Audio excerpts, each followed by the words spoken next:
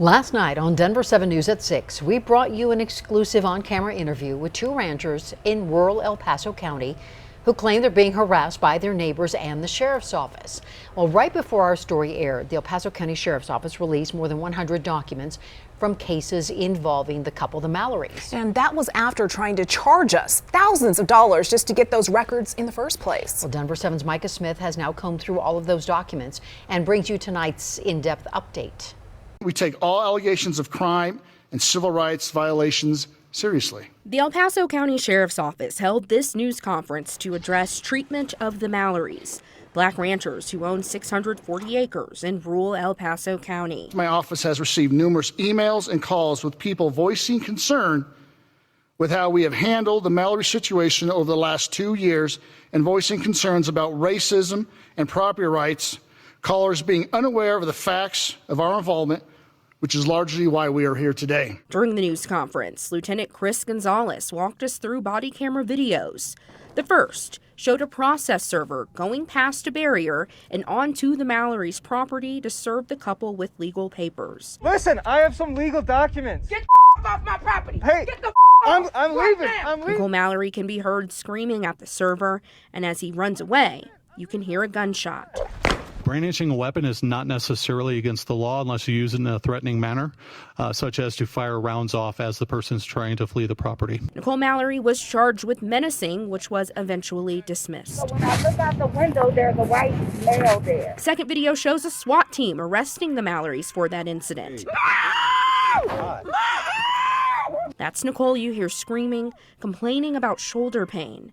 She calls the officers pigs and uses profanity.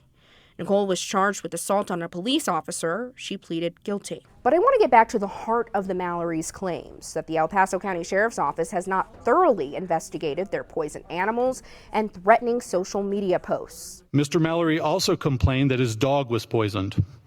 The deputy asked for additional information as well as requested Courtney Mallery take the dog to the veterinarian.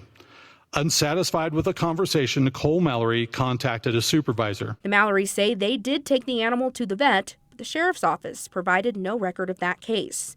The office did release 130 pages of other records involving the Mallerys. On August 11, 2021, deputies were called out to the property where a man and his son said they stopped to pet a snake. They called dispatch to report Nicole yelling at them to leave. She says they trespassed. The father and son say they did not and reported seeing a gun in Nicole's vehicle. For that, Nicole was charged with child endangerment, a case she's still fighting. As for these disturbing Facebook posts, on September 19th and 23rd, 2022, deputies investigated. The report mentioned comments about community members deliberately driving the roads outside the Mallery's property. But it did not include these comments the Mallerys provided to us regarding Black Lives Matter, pitchforks, and fire sticks. U.S. Senators Michael Bennet and John Hickenlooper's teams confirmed with me their offices are monitoring the Mallery's claims and working with the NAACP. One bombshell moment during the news conference was the mention of the Mallery's murdered ranch hand. Take a listen. On May 14th, 2021, Courtney Mallery called EPSO dispatch because he was concerned for his safety after the murder of his ranch hand. He requested EPSO patrol check the area to ensure his safety. There was an active investigation into the murder of Donasanio Amaya, and there is a person of interest in this case. From there, the office defended one of its own after baseless social media posts accused a sergeant of the murder. The Mallerys did not say that and never even brought it up to the office. We made the editorial decision not to even mention these claims because they are baseless. We only bring them up now because the sheriff's office did. Reporting in the newsroom, Micah Smith, Denver 7. And a gathering of support for the Mallerys is scheduled for Friday morning outside of the state capitol. And if you'd like to learn more or if you'd like to see Micah's prior story with the Mallerys, you can visit denver7.com.